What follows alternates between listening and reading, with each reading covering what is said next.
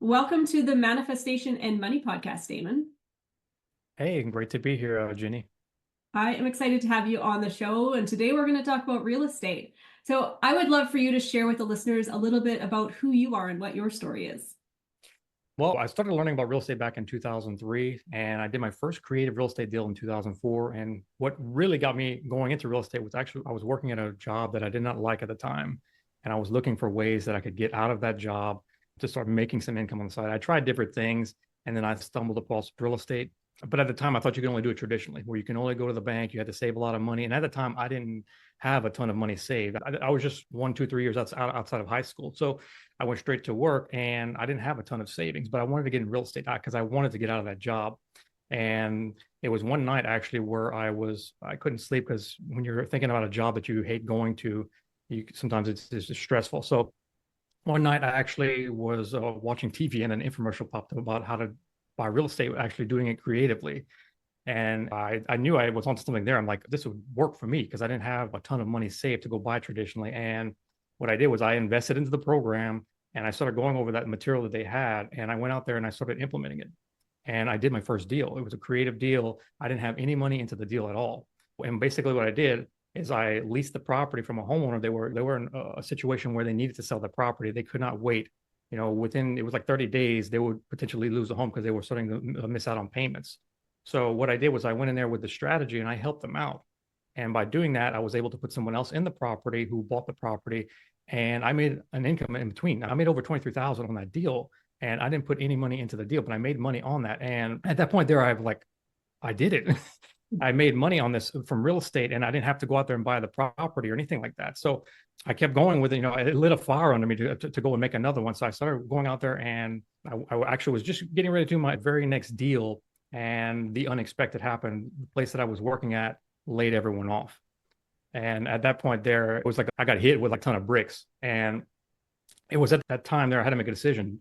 Do I want to go get another job, potentially another one that I hated? Or do I actually want to try to focus on this and do this and make it happen?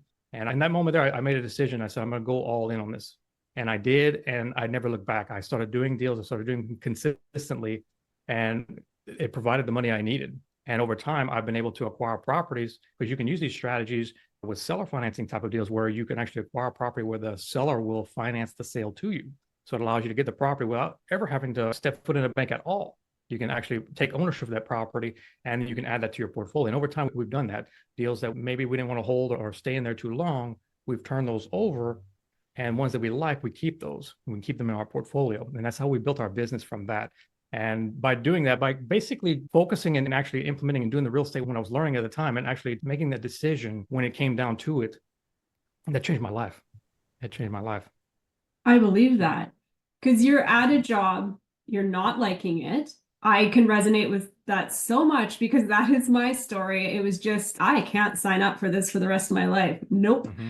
So I got same on the path of real estate. So you were probably ahead of the game from a lot of your coworkers then who got that layoff notice, who were used to just showing up every day for their paycheck, right?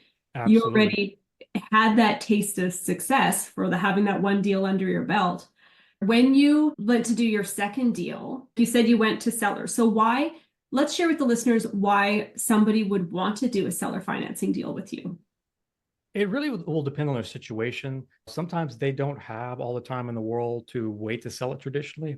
They need, they may have maybe relocated for work. Now they're living someplace else. They have two payments now. It's eating through their savings. That's just one way. There's multiple ways why a seller would want to do this. Sometimes they just see the benefit of it, where instead of selling a property, maybe they own it free and clear. Instead of selling it off and getting hit with a huge hit of taxes, they'll get the payments over time so that it lowers their tax burden on that. So that's another benefit to them. But once you explain that to them and they see that and they realize that, then they're open to that. So you're solving problems, if they need to get the property moved quickly, but also you're showing a way where they can actually save on their taxes if they have a lot of equity. That's another way that. Right. And then a third way that I would think on top of that would be you're paying them the mortgage payment back to them. I'm assuming Absolutely. With interest on it. So then they'd be making interest on the sale of their house too? Absolutely. Or is it... Okay. Yeah. You can. It really depends. So I've actually done deals where the homeowner did not ask for interest or anything like that, so it was straight principal. So every single month, I was knocking that principal down. So if I'm paying them $1,500, that's coming off that balance every single month. Sometimes they do want interest. It really depends on when you're talking with the seller, what you can negotiate. You can create some very creative deals when you're doing these. I bet. Like I zero interest to me from a business mindset. Why would somebody want to agree to that? But if you're helping them, like you said, get out of a situation, they have a job transfer, they don't want to hold two mortgages. Mhm. Absolutely. Okay. When you're doing this kind of creative financing, do you get in situations where the seller does need a down payment, say in order to go buy that next house they're going to buy? Do you have to come up Uh, with down payments? Sometimes it really depends on what we're negotiating. Sometimes they need a little bit of money down. What we do is a lot of properties we do will get with either like a lease option where we lease it with the right to buy it, where we have control of that property. We turn around and we sell that to someone else on basically a sublease option. We put someone in the property that's looking to buy. They can put money down and they're going to buy the property. We'll collect cash flow in between. They'll put money down up front. But sometimes if the seller wants some money down, let's say they want $10,000 down to do this, if it's a great deal, maybe I've structured seller financing terms where a person, if they wanted, they don't have to go to a bank. But let's say if I didn't want to put $10,000, I can then turn around and find someone who has 20,000 to put down, and I catch 10 for putting the deal together, and I give 10 to the seller. So I don't specifically have to stay in the deal if I want to. I can make money just by actually engineering the deal. Right. So that's a faster in and out for you. Yeah. And if it's a deal I like, from previous deals, I can actually take the money and actually put money down. If they're going to give me some amazing terms, maybe a low payment, I can put money down and actually take that property as well. Again, if they're financing, I don't have to go to the bank. I don't have to jump through all the requirements and all the hoops and everything like that. I'm setting it up directly with the seller. So again, you can create some very creative, no interest, whatever. You can make payments, that are more beneficial to you. A lower payment where you can make more cash flow on it. It really depends what you negotiate with the seller. What's your favorite strategy? Is there one home run that stands out to you that we're like, oh, that was the perfect deal? That's a good question. I like them all really.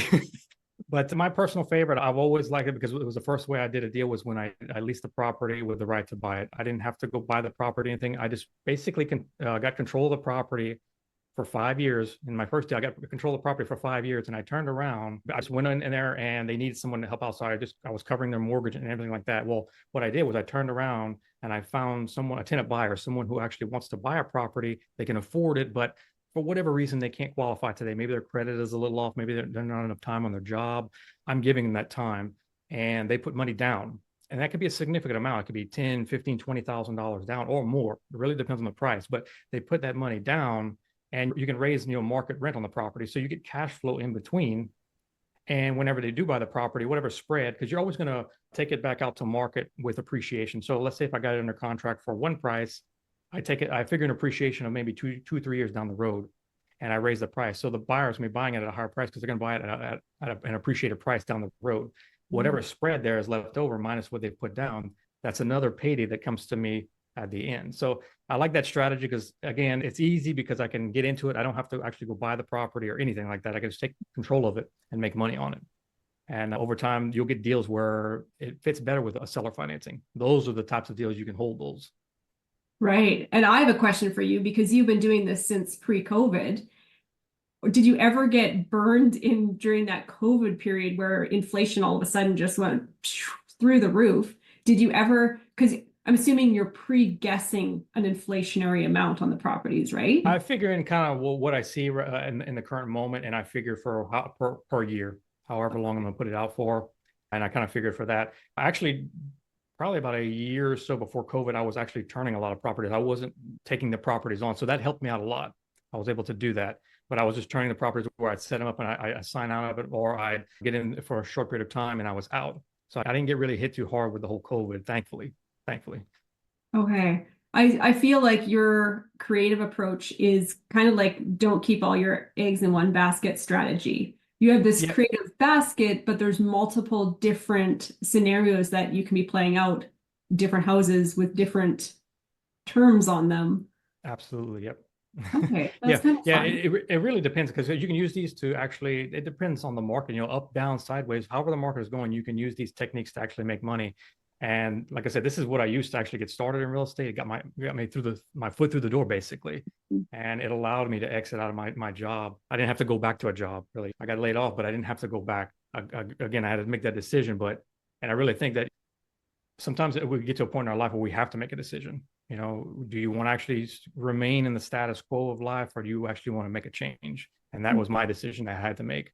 But that allowed me to actually build the life that I have now with being able to acquire real estate and be able to help many people in the process. I helped hundreds and hundreds of sellers over the years, and buyers too, and help them, but also being able to help my family as well, just by doing this and like I said, making that decision at that moment. Definitely. And for those houses that you are keeping for like acting as landlord in a sense for a few years as you're waiting for people to buy them, are you managing the properties? That's the beauty of this, is when you sell it on a lease option, the person you put in the property, again, they're putting money down, but they're also responsible for all the maintenance and upkeep on the property during the term. So they don't call you in the middle of the night, hey, my toilet is clogged or anything like that. They have to take care of all of that.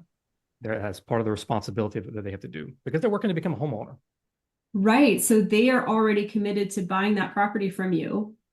Absolutely. Yep.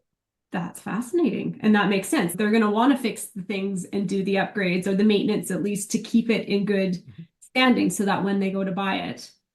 Absolutely. Yeah. And then the money they put down, again, a person doesn't put down, you know, 10, 15, $20,000 down to start damaging a place. They take care of it because they're working, because when they do buy, that money gets accredited toward the price of the property. So they take care of the property a lot better.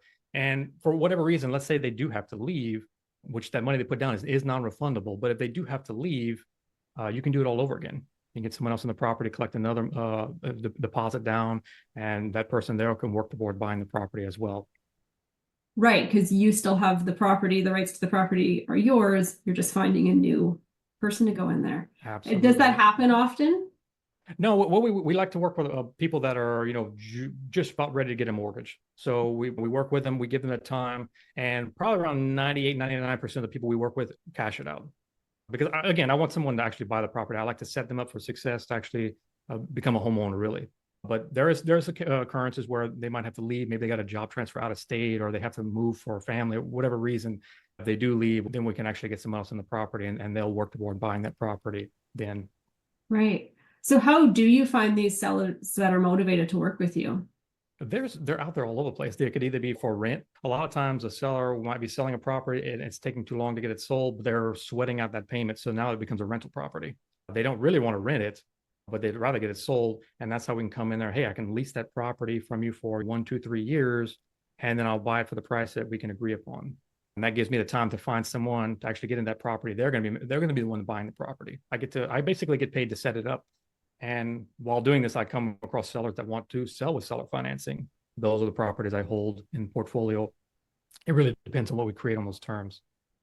So then to find them, are you reaching out to like essentially landlords, the for rents in the area and being like, hey, just curious if you're wanting to sell kind of situation?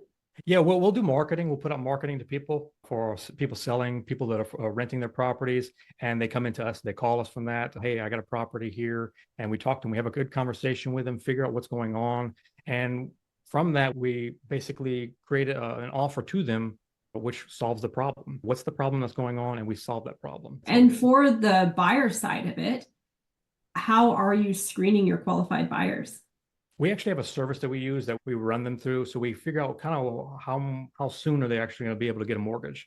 And we work through with that time frame there. Again, if it takes a person, it's going to take a person, you know, 24 months to get a mortgage. I'm not going to put them in a property where they have to cash it out in 12 months. So you're always going to set it up for, can they actually perform on this? And you're basically guiding them. I mean, they have to do the work, but you're basically guiding them what they have to do, the steps they have to do, and they actually will go cash the property out. They'll buy it, and then whatever you have in between, you'll get that as well. Neat. This is fascinating. Do you help people do this as well? Like for you, you work with sellers and you work with buyers. Do you also teach people to do what you're doing? That's a great question. And yes, I do. I work with people in a one-on-one fashion where I teach them how to actually do this, how to actually use these techniques to actually start making money in real estate, how to actually acquire properties. If they like, they can visit my website at Creative Wholesaling, where I teach, people one-on-one how to actually do this, how to actually implement, how to actually basically a blueprint where they can actually go out there and start doing it themselves, and they can start acquiring property and they can build wealth and exit out of a job if they don't like it. Because we know there's far too many people sitting at jobs like you and I were one time going, I cannot do this for the rest of my life. What else is out there? And real estate is a fascinating tool. It's just one of those things that you can buy that has value when the world is inflationary, going like crazy. Property prices are moving along with it. Sure, they don't have blinders on. Property prices do go down at times too, but overall, real estate plays out for the win at the end. Yeah, so that's great. So you work with people. So do you like mentor and coach them through walking them through calls, walking through them through the deals and the terms? If they come to you and say, hey, is this a good deal? Is that kind of... Yeah, that's exactly what I do. I mentor them to actually build a business, and if deals come along, we go over them. We do, condition them on the phone so they know what to ask the sellers. Because again, that's a big part of it. When you put marketing out, people come to you, but what do you say to them at that point there? And I get them, conditioned so they know what to say, and I can ask the right questions to get the person to realize this is a good offer. And then at that point there, we present the offer to the seller. And, if you like, I can share with my offer that I actually give to homeowners that you can share with your podcast. Yep, that would be great. Yeah, you can visit my website at creativewholesaling.com. That's creative wholesaling. It's a combination of creative financing and wholesaling, because again, sometimes you may not want to stay in the deal. You can wholesale or sell that deal off. But you can reach out to me from there if you're interested in learning about how you can actually do this. And you can actually use these same things that we went over. If you want to actually acquire a property, maybe your own home, you can use that, if you want to buy a property with seller financing from a seller that you can actually live in yourself. You can use these strategies for that. And many of my students actually do that. Actually, they get a property that this is better than my current home. I'm going to take it over and I'm actually going that property. That's excellent. And where can people find you on Instagram? They can find me at Damon Boudreaux. That's my handle. Okay, perfect. That's your name. That's your handle. Easy to find. Well, before we go, Damon, I just want to ask you one of my favorite questions. What is your advice for someone who's listening for them to go out and create a life they love? I would say to sit down and focus on what exactly you want. It might be, I want to have financial freedom. Okay, well, what exactly that look like? And sit down and focus on exactly what that is. And then now, what do I have to do so I can actually become that person, or become the person that's actually achieving that? Once you know those steps, now you have a plan. Then it's just basically taking action on that. We all get to a point in our life where we might get to a crossroads where it's like, do I keep going on this, or do I go another path? That's how I was when I was working at my job. I got to the point where I had to do something. And thankfully I had done in that moment where I actually went, started looking for real estate. Instead of, I could have just been in that moment saying, when I think about it, I want to do it. But then that wall would have hit me like everyone else, and I would have had nothing. I'd had to go to another job. I would have had to have done that. But by, deciding that enough is enough, basically, I want to have a change. I want to have a change. I want to be able to have control over my life. If you can, like I said, focus and what you want and what do I need to do to become that, and then take action on that. If you can do that, you will succeed in anything in life. That's sound advice and a perfect way to end the show today. Thank you so much for joining me on the show today, Damon. Thank you. It's been a pleasure.